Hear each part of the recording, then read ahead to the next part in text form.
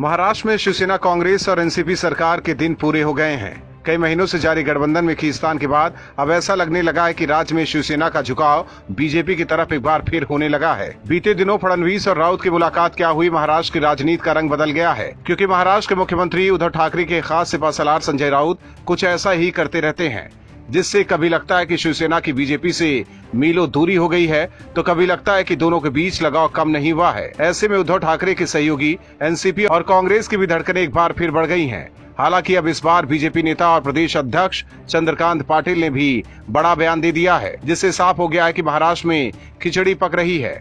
चंद्रकांत पाटिल ने कहा कि जब दो अलग अलग राजनीतिक दलों के दो बड़े स्तर के नेता मिलते हैं तो जाहिर तौर पर राजनीति की ही चर्चा होती है। यदि वो 2-2.5 घंटे के लिए एक साथ बैठे हैं तो उन्होंने चाय और बिस्किट पर चर्चा नहीं की होगी। उधर देवेंद्र फडणवीस और शिवसेना सांसद संजय राउत की मुलाकात पर जारी राजनीति के बीच शिवसेना सांसद ने एक बार फिर बयान दे दिया। संजय राउत ने सवाल करते हुए कहा कि क्या राजनीति पर चर्चा करना पाप है।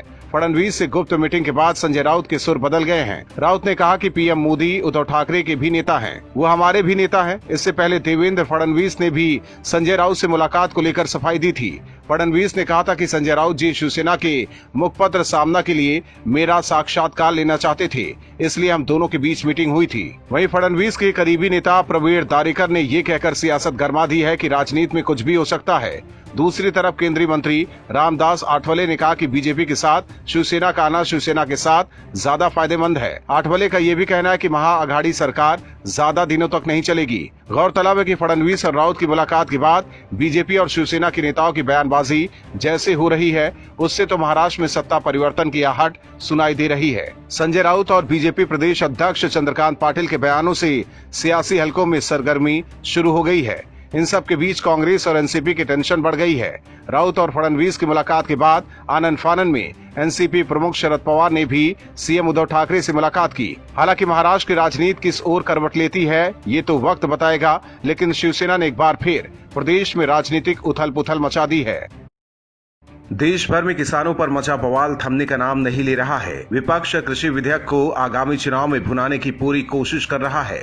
विधेयक को लेकर किसान से ज्यादा हंगामा कांग्रेस मचा रही है। बीते दिनों लखनऊ में कांग्रेस कार्यकर्ताओं ने प्रदर्शन किया। इसके अलावा कांग्रेस विधेयक पर पूरी राजनीति कर रही है, जिसके बाद अब पीएम मोदी ने कांग्रेस सहित तमाम विपक्षी दलों को आड़े हाथों लिया है। पीएम ने कहा कि विपक्ष केवल विरोध के लिए विरोध कर रहा है। उन्होंने कहा कि आज जब केंद्र सरकार किसानों को उनके अधिकार दे रही है तो भी लोग विरोध पर उतर आए हैं। पीएम ने कहा कि विपक्ष ने राम मंदिर के भूमि पूजन का विरोध किया था, ये न किसानों के साथ है न जवानों के साथ। पीएम ने आरोप लगाया कि विपक्ष चाहता है कि किसान खुले बाजार में अपनी उपज नहीं बेच पाए। उन्होंने कहा कि जिन सामानों की किसान पूजा करते हैं उन्हें आग लगाकर ये लोग अब किसानों को अपमानित कर रहे हैं। उन्होंने कहा कि सालों तक ये लोग कहते रहे एमएसपी लागू करेंगे, लेकिन किया नहीं। एमएसपी लागू करने का काम स्वामीनाथन कमीशन की इच्छा के अनुसार हमारी ही सरकार ने किया। पीएम ने कहा कि आज ये लोग एमएसपी पर भी भ्रम फैला रहे हैं। देश में एमएसपी भी रहेगी और किसान को देश में कहीं भी फसल बेचने की आजादी भी रहेगी, लेकिन ये आजादी कुछ लोग बर्दाश्त नहीं कर पा रहे हैं। इसके अलावा पीएम ने तमाम मुद्दे गिनाए जिन पर कांग्रेस सहित तमाम विपक्षी दल राजनीतिक रोटियां सेकते हैं। पीएम ने कहा कि अयोध्या में भव्य राम मंदिर निर्माण के लिए भूमि पूजन किया गया है। ये लोग पहले सुप्रीम कोर्ट में विरोध कर रहे थे, फिर भूमि पूजन का विरोध करने लगे। मोदी ने कहा कि वायुसेना कहती रही कि हमें आधुनिक लड़ाकू विमान चाहिए, लेकिन ये लोग उनकी बात को अनसुना करते रहे। हमारी सरकार ने सीधे फ्रांस सरकार से राफेल लड़ाकू विमान का समझौता कर लिया तो इन्हें फिर दिक्कत हुई। पीएम ने कांग्रेस सहित विपक्षी दलों पर जोरदार हमला बोलकर ये बता दिया कि कृषि विधेयक पर कांग्रेस की राजनीति से कुछ नहीं बदलने वाला है।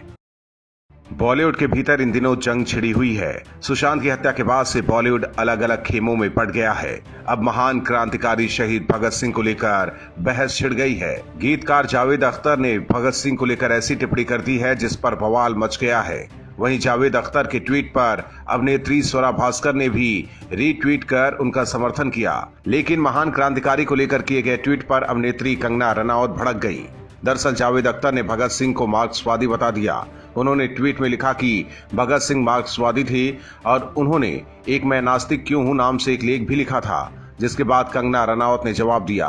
जावेद अख्तर के ट्वीट पर कंगना ने तीखी प्रतिक्रिया दी और लिखा, मुझे ये भी आश्चर्य है कि अगर भगत सिंह जिंदा होते तो क्या वो एक लोकतांत्रिक प्रक्रिया से अपने ही लोगों की चुनी गई सरकार के खिलाफ बगावत करने देते या वो उनका समर्थन करते।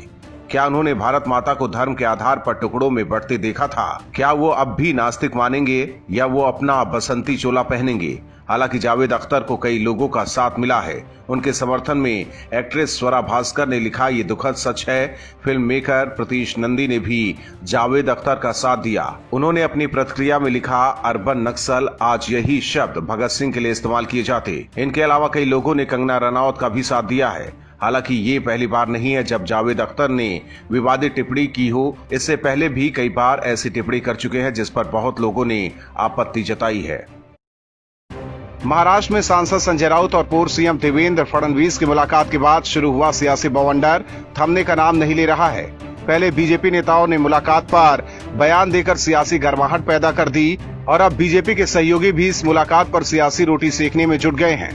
महाराष्ट्र में सियासी अटकलों के बीच रिपब्लिकन पार्टी ऑफ इंडिया के अध्यक्ष और केंद्रीय मंत्री रामदास आठवले ने अपनी प्रतिक्रिया दी है। रामदास आठवले का कहना है कि बीजेपी के साथ शिवसेना का आना शिवसेना के लिए ज्यादा फायदेमंद है। हालांकि इन्होंने ये भी कहा कि शिवसेना नहीं आती तो एनसीपी को बीजेपी के साथ आना चाहिए। रामदास आठवले ने कहा कि शिवसेना को बीजेपी के साथ 50-50 की भागीदारी में सरकार बनानी चाहिए और मुख्यमंत्री पद देवेंद्र फडणवीस को दे देना चाहिए। हालांकि उन्होंने ये भी कहा कि शिवसेना और बीजेपी के साथ आने से सुशांत की मौत के मामले की जांच या ड्रग्स मामले की जांच पर कोई असर नहीं पड़ेगा। केंद्रीय मंत्री ने कहा कि ये लोग बोल रहे हैं कि सरकार 5 साल चलेगी, हमें नहीं लगता ये सरकार 1-1.5 साल के लिए बनी है। कांग्रेस ने अपने पैर पर पत्थर मारा है। आठवले महाराष्ट्र के उन नेताओं में शामिल हैं जो शुरू से शिवसेना को बीजेपी में शामिल होने की नसीहत देते रहते हैं। इससे पहले जब राज्य में शिवसेना और बीजेपी में मतभेद हो गई थी, उस दौरान भी आठवले ने ये कहकर सनसनी फैला दी थी कि शरद पवार से हमारी बात हुई थी और वो महाराष्ट्र में बीजेपी के साथ मिलकर सरकार बनाने में सहयोग करेंगे। हालांकि राज्य में इस बार राजनीतिक नजारा बदला सा नजर आ रहा है।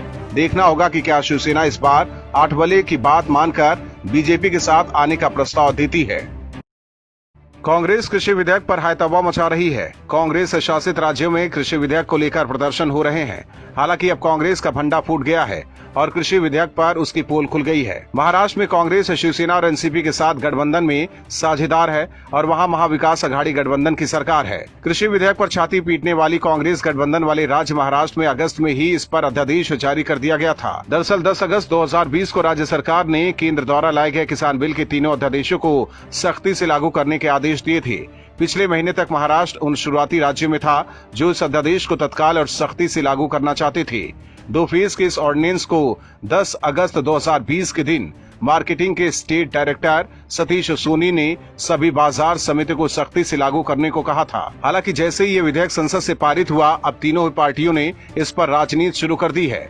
कृषि विधेयकों पर शिवसेना, एनसीपी और कांग्रेस की अलग अलग भूमिका देखने को मिली है। हालांकि बोलने के नाम पर तीनों ने इस बिल का विरोध किया है। 2 दिन पहले ही महाराष्ट्र सरकार में राजस्व मंत्री और कांग्रेस नेता बाला साहेब थोराट ने कहा था कि महाराष्ट्र में इन कानूनों को लागू नहीं किया जाएगा।